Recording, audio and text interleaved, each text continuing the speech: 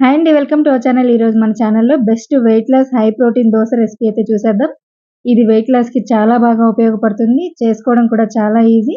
వీడియోనైతే ఎక్కడ స్కిప్ చేయకుండా చూడడానికి ట్రై చేయండి. ముందుగా మీల్ మేకర్‌ని 10-15 వరకు తీసుకొని ఇలా ఉడికించుకొని పూర్తిగా చల్లార్చుకోవాలి. ఈ మీల్ మేకర్‌ని వారానికి ఒకసారన్నా తీసుకోవడానికి ట్రై చేయండి. ఇందులో ఐరన్, కాల్షియం, మెగ్నీషియం అన్నీ ఉంటాయి. దీనిలో ఎటువంటి ఫ్యాట్స్ ఉండవు. ఈజీ వెయిట్ లాస్‌గా కూడా బాగా పనికొస్తుంది. ఈ మీల్ మేకర్ మిక్సీ వేసుకున్న తర్వాత ఒక బౌల్‌లోకి తీసుకోవాలి. కొద్దిగా వాటర్ యాడ్ చేసుకోండి. ఇక్కడ నాకు ఈ పిండి 2 దోసలు మాత్రమే అయినియి. మీరు ఎక్కువ క్వాంటిటీలో వేసుకోవాలంటే మీల్ మేకర్‌ని ఇంకొంచెం ఎక్కువ పెంచుకోవచ్చు.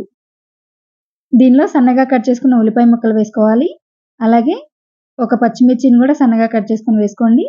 దాంతో పాటు కరివేపాకును వేసుకోవాలి. కరివేపాకు హెల్త్‌కి చాలా మంచిది. హెయిర్ లాస్ అవ్వకుండా ఉంటుంది. అలాగే కంటికి కూడా మంచిది.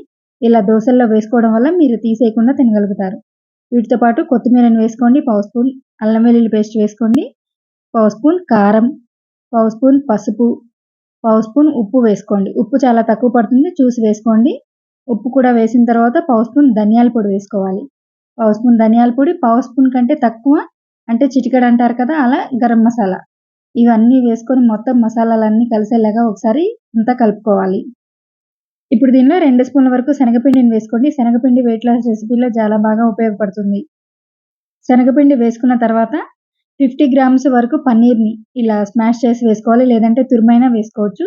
పన్నీర్‌లో కూడా చాలా హై ప్రోటీన్ ఉంటుంది. హెల్త్‌కి చాలా మంచిది. వీక్లీ వన్స్ అయినా తీసుకోవడానికి ట్రై చేయండి.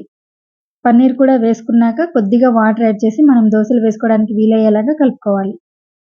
పిండైతే రెడీ అయిపోయింది. మరి దోస వేసుకోవడానికి ముందుగా స్టవ్ మీద దోస పాన్ హీట్ చేసుకొని పైన లైట్‌గా ఆయిల్ అప్లై చేయాలి. ఎక్కువ అప్లై చేయకండి. లైట్‌గా ఆయిల్ అప్లై చేసి మనం రెడీ చేసుకున్న ఈ పిండిని వేసుకోవాలి. ఇలా మరీ మందంగా కాకుండా, మరీ పలుచగా కాకుండా ఇలా మీడియంలో వేసుకోవాలి.